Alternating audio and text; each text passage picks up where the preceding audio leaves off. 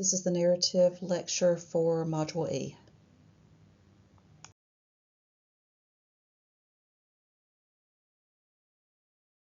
The skin is our body's largest organ. It covers approximately 15 to 20 square feet in adults, and the function of our skin is to protect our body. We have several layers. The two main layers is the epidermis. Within this epidermis, there are layers within it. We have the basal cell layer. This is where new cells are formed. Fibrous protein called keratin is formed here. Melanocytes. This is the layer that produces the pigment of melanin. This is the color of our skin. This is what gives us our brown tones of our skin and hair. Cells will migrate up from the basal layer. This is called the dead keratinized cells. The next layer is the dermis. This is the inner supportive layer of our skin. It's made up of connective tissue called collagen. This is tough, fibrous, and this is what keeps our skin from tearing. It also allows the skin to be able to stretch when we move. Beneath these layers is the subcutaneous layer. This is the adipose tissue or the fat layer. This is where the fat is stored for energy. It aids in cushioning, protection, and also provides increased mobility. Sebaceous glands. These produce an oil or lipid agent through our hair follicles. We have our sweat glands. This is what produces thermoregulation. There are two types of sweat glands. We have our eccrine glands. This is what regulates the body temperature. And then we have our apocrine glands. This is what is activated during puberty. And sweat is produced through these glands during high emotional situations or sexual stimulation. Then we have our nails. Our nails are made up of hard plates of keratin. They get their pink color because they are very vascular with epithelial cells. Melanin. Melanin is a pigment, and this is responsible for the various different types of skin colors and skin tones. The melanin actually protects our skin from the harmful ultraviolet light. Individuals with less melanin, white individuals, Caucasians, they are at a higher risk of skin cancer. Individuals that have had a number of sunburns throughout their lifetime, they are also at a greater risk of developing melanoma. Melanoma is a form of skin cancer. The picture over on the right bottom, this is an example of what skin cancer or melanoma looks like. These are just some examples of some subjective data that you're going to ask your client about when doing a skin assessment. You're going to want to know about the history of any type of skin disease that they've had, any areas of changes in pigmentation. If they've noticed a mole or area that has come up and it has changed in size or color, any excessive dryness or moisture. Pruritus. Certain medications can cause changes in skin conditions. If they have any type of environmental or occupational hazards that can have a negative impact on skin conditions. Adolescents. You want to know about any type of skin problems like, pimples or excessive blackheads. Our aging population, you want to know about what they have noticed about their skin changing within the last couple of years. Any areas of wounds that are non-healing. Changes that they've noticed in their feet, toenails. Have they developed any bunions? What type of shoes are they wearing? Had any falls lately? And are they diabetic or have any peripheral vascular disease? When you're preparing for your assessment, you want to make sure that there's no external variables that can impact the skin assessment, meaning you want to make sure that the room is not excessively cold. This can cause the patient to look more pale or even maybe a blue tint to their skin. You want to focus on being very attentive to their skin characteristics. You want to make sure you have good light, gloves, pen light. You want a ruler. If there's any lesions, you'll want to measure those. And you want to have a lighted magnifying glass or a dermatoscope. So when we're inspecting and palpating the skin, you want to assess the color. You want to make sure that your client's skin color is appropriate to race. And how we document that is ATR. It is normal for skin to become darker with sun exposure. African Americans, their palms of their hands are usually a little lighter in color than the back or the dorsal part of their hands. Some common benign pigmentations, meaning these are normal, are freckles, epilates. These are just small, flat areas. This is just an increase in melanin. Then we have a nevus. This is a mole. This is a proliferation of melanocytes. It can be tan to brown in color. They can be flat or raised. You want to make sure that the client is performing self-skin assessments and that they report any changes to the moles to their primary care doctor. And then birthmarks. Birthmark can be brown to pink in color. When you're teaching a client to do a self-examination of their skin, you want to teach them the ABCDE method. A is for asymmetry, B is border, C is color, D diameter, and E is elevation and enlargement. Some terminology that we use for color changes is pallor. Pallor is pale. This is caused from decreased blood flow. Erythema, this is red. This is reddening of the skin due to dilations of blood vessels from irritation. Cyanosis is blue. This is decreased oxygen in the blood. Jaundice is yellow. This is typically associated with increased bilirubin levels because of liver failure. When we are assessing African American patients, some of these colors may be hard to see because of their darker skin tone. So we will want to make sure we look under the tongue or the buccal mucosa area and the conjunctiva and the sclera of the eye. This is where it is easier for us to assess them for these abnormal discolorations. When we are assessing temperature, remember we want to use the dorsa or the back of our hand to assess for temperature. Normally the skin is going to be warm and the temperature is going to be equal bilaterally. Remember the warmthness of our skin. This is a sign of normal and adequate circulation. It is normal for hands and feet to be cooler if it is cold in the room. But hypothermia, this is less than a temperature less than 95 degrees Celsius, and hyperthermia is febrile or hot, and this is going to be greater than 104 Fahrenheit.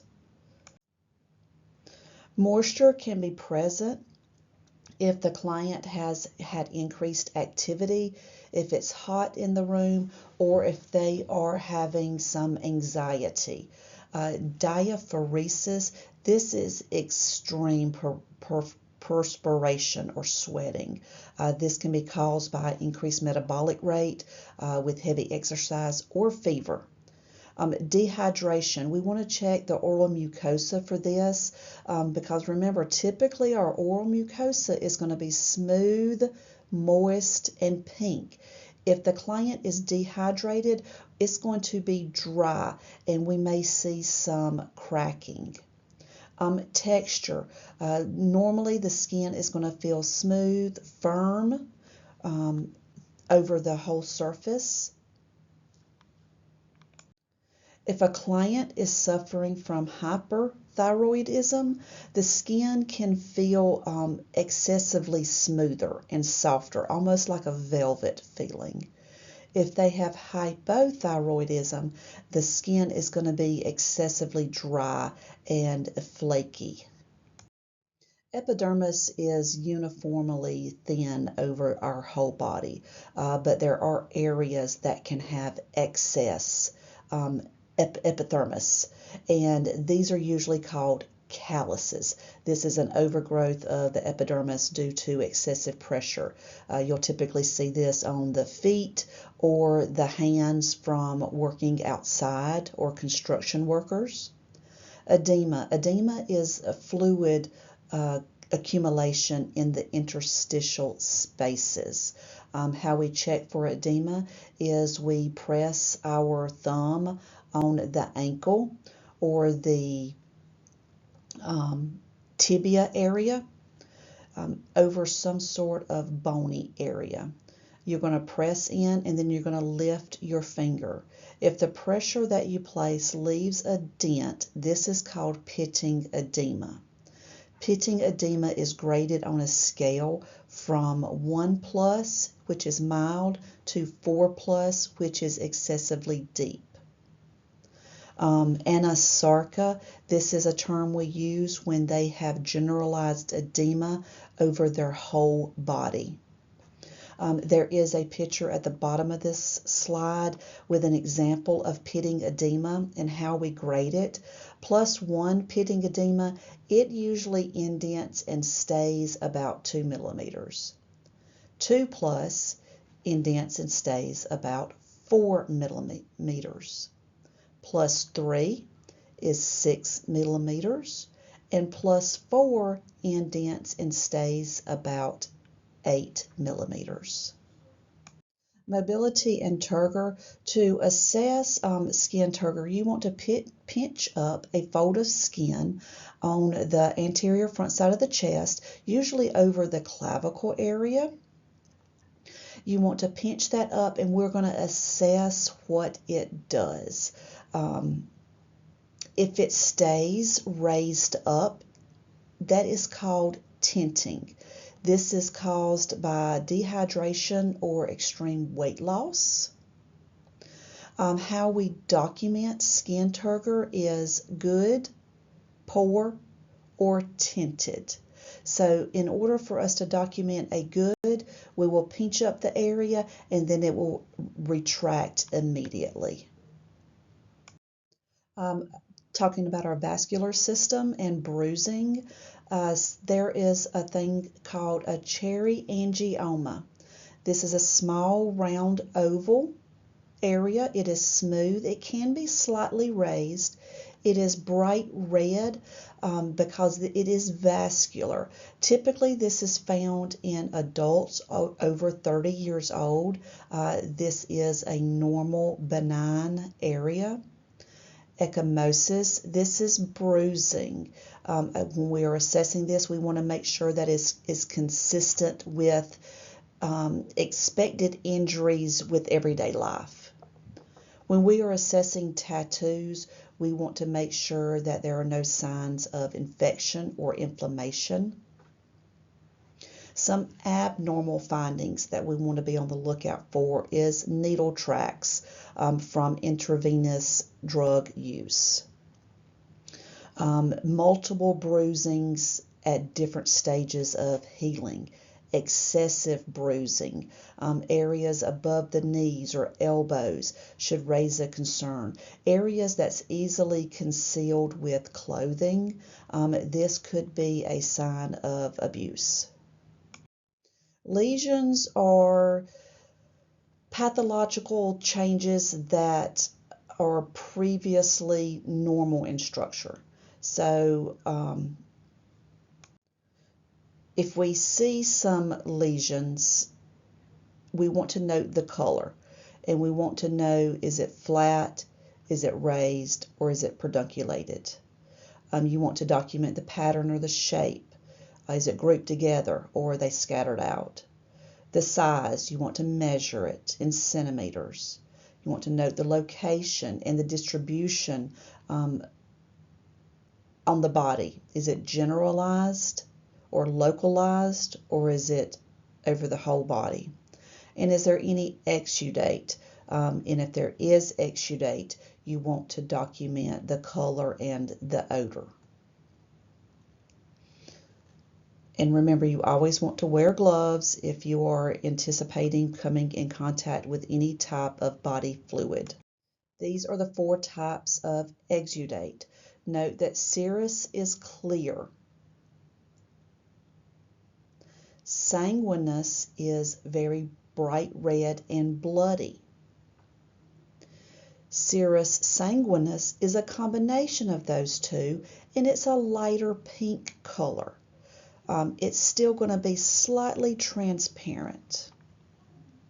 And then we have purulent. Purulent is going to be your nasty green, yellow, pussy looking, because this is typically an infection.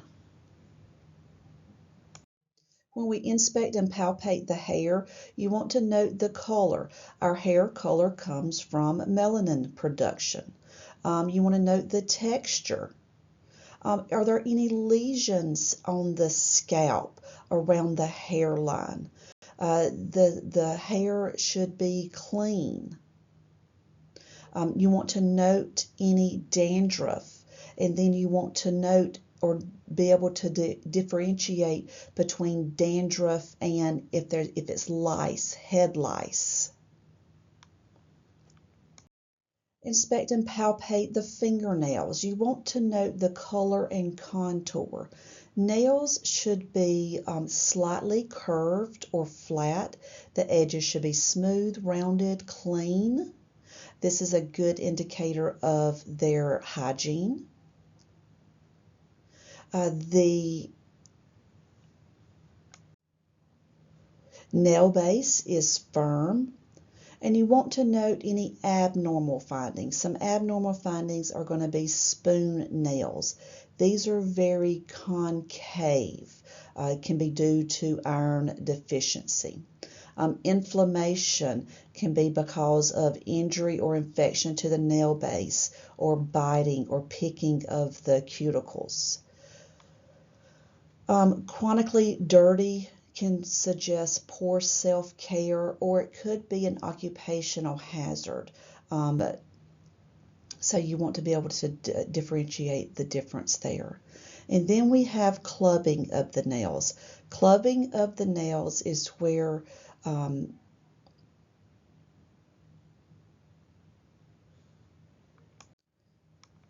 the nails are very concave. The nails are curved at a 180-degree angle or higher. The nail beds are usually spongy upon palpation. And when you bring your index fingers together and you try to touch your nail beds together, you are not able to do this. This is due to the clubbing. This is typically because of some disease processes. COPD has to do with circulation problems. It could be congenital. You want to look for consistency with the nails, making sure they're smooth. There's no pitting or grooves. Spongy nail bases, like I said, this is when clubbing is present. The color, fingernails are usually translucent. They're pink because they're very vascular. Abnormal findings in the fingernails, cyanosis, blue color, very, very pale. It doesn't really have that pink color. You can't see the blood being circulated. Any brown pigment areas at the nail bases for light-skinned individuals. This is more of a normal finding for our African American clients. White hairline markings caused by any trauma or picking at the cuticles. Capillary refill. Capillary refill, we assess this for circulation. We press the nail bed area, and we want it to blanch. So you press in, hold it for 3 to 5 seconds, and then release, and you want to note the return of the pink color. We will document this if it is normal and the nail bed returns to its pink color in less than 3 seconds. This is normal. If it is not, the pink color does not return within 3 seconds or less, this is abnormal. So abnormal would be greater than 3 seconds. So you document capillary refill by normal or abnormal.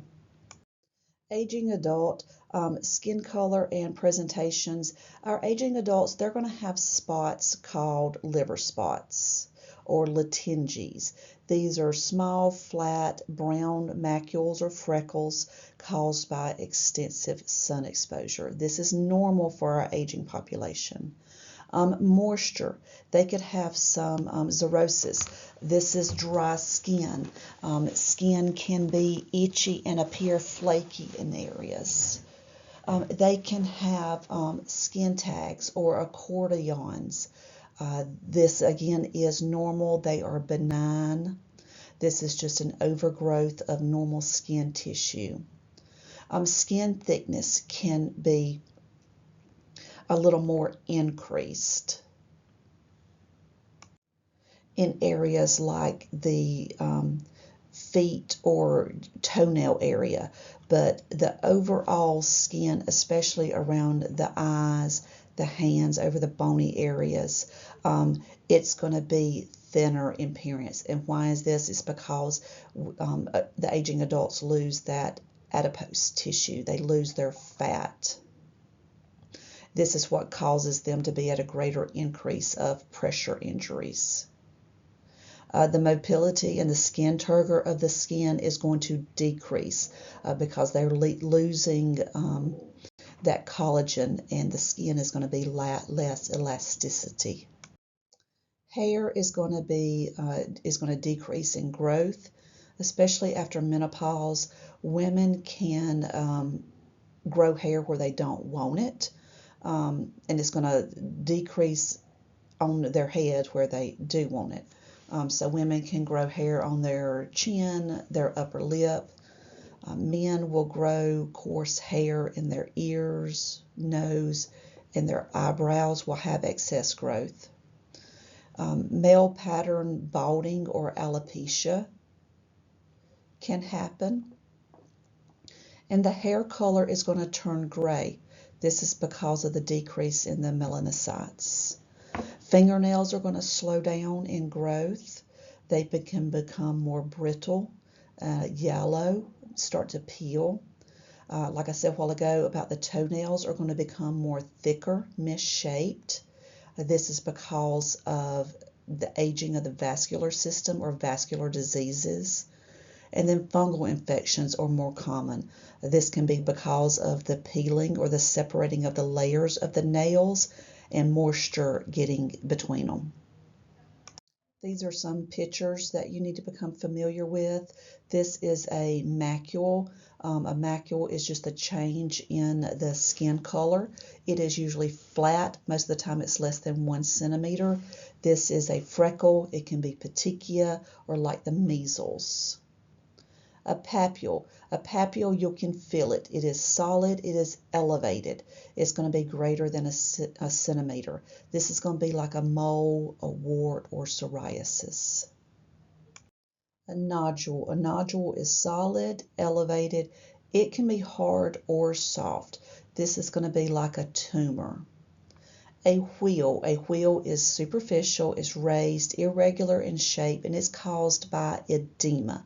This can be like a mosquito bite, allergic reaction, or like when we have our TB test done. This is a wheal.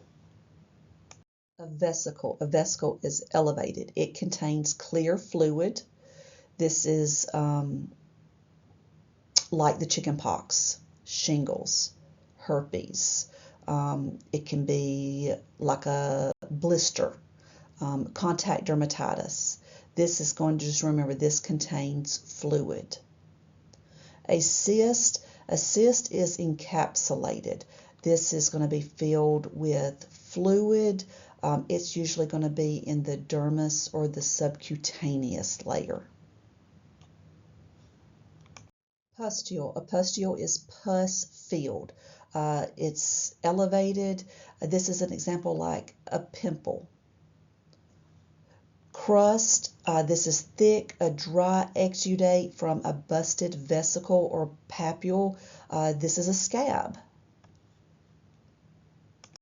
Scales. Scales are compact. They're flaky. They're dry or greasy skin, white and silvery in appearance. An example of scales can be psoriasis, eczema, or dry skin. A fissure is a crack. The crack goes down into the dermis. It can be dry or moist. Typically, this is caused by some sort of dehydration, like chapped lips or athlete's foot. Erosion is a shallow depression. It's affecting the epidermis. This can be a moist lesion. It is not bleeding, and it typically heals without scarring. An ulcer. An ulcer is a deep depression affecting down to the dermis. It's typically irregular in shape. It can bleed, and it's usually going to leave a scar. This is also known as a pressure sore. Excoriation. This can be like a self-inflicted abrasion. It's going to be superficial, from scratching because you were itching, from bug bites or dermatitis. A scar is a lesion after it has repaired. The normal tissue is lost and it is replaced with collagen, and it's not that connective tissue. An example is going to be an area that has healed after surgery, after an injury, or acne. Atropic scar. Atropic scar is caused by a skin level depression with loss of tissue, thinning of the epidermis. Atropic scar, an example of this is striae, like stretch marks.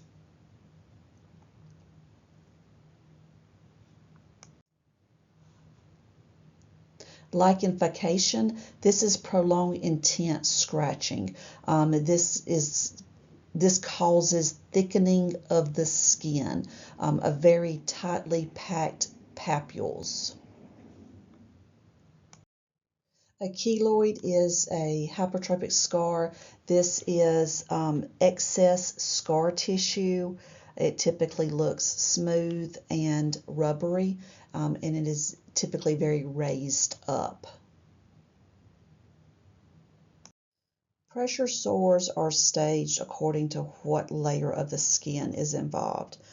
Stage 1 is non-blanchable area. This is erythema. This is just the epidermis layer that is involved. The area around the area can be firmer to the touch. And when I say blanching is when you press in the area and the color does not change.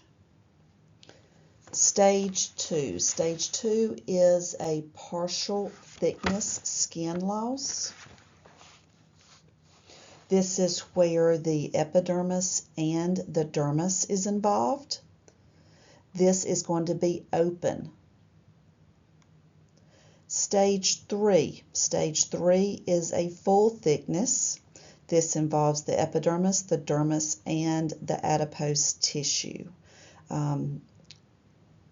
Full thickness, so all of the skin is lost. You can have some necrotic tissue that is involved. Stage 4 is a full thickness skin with tissue loss. Stage 4, again, all of the layers are going to be involved.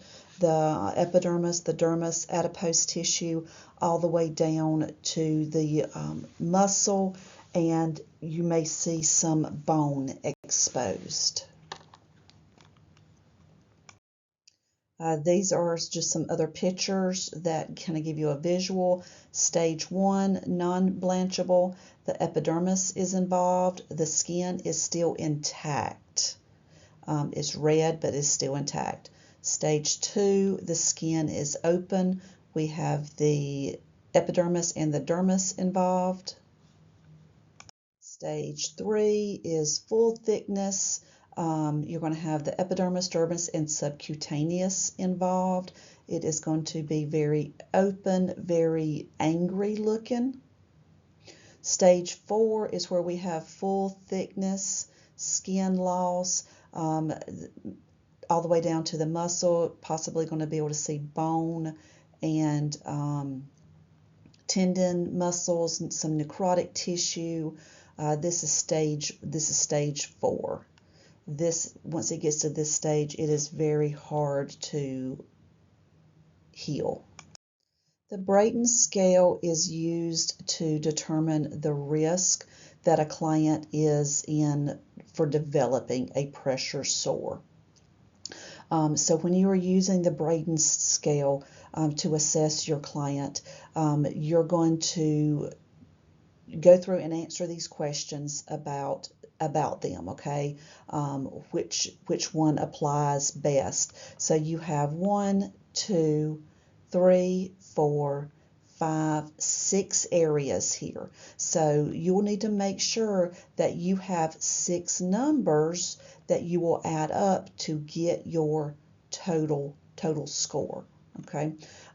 So, and depending on what your score is, depending on the risk that they are in. If it is less than 9, they're very high risk. 15 to 18, they're at a low risk. And depending on your facility, there's going to be certain protocols that you'll need to put into place. These are just some other abnormal findings, some skin conditions that you may see. Eczema, atopic dermatitis. This is caused by some sort of inflammation to the skin. It's usually caused by overstimulated immune system, genetics or environmental triggers. The area is going to be red, it can be itchy, and sometimes it might even contain blister-like lesions. Cirrhosis, this is a chronic inflammatory skin disease. Environmental triggers, genetic factors, these are usually raised. They're very scaly, red with a purplish color. They could have some silvery scales. These are very uncomfortable. These can be painful. We have varicose veins and we have spider veins.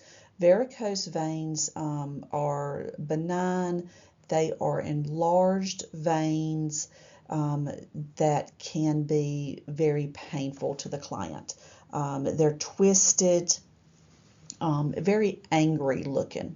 Spider veins are, again, these are benign also. They are smaller in appearance, but these are actually busted capillaries. It can be from prolonged standing, prolonged pressure on the legs. This is what, nurses are at risk for. nurses, teachers, anybody that stands for a long time is at risk for spider veins. They also can be inherited. And how do we assess our exudate? We assess our exudate by using a mnemonic called TACO. So we look at the texture. Is it thick, thin, watery? Amount. Is it scant, meaning a little bit, moderate, or copious, means a lot? The color, serous, serous sanguinous, sanguinous, and purulent. And then odor. Is it present or not present?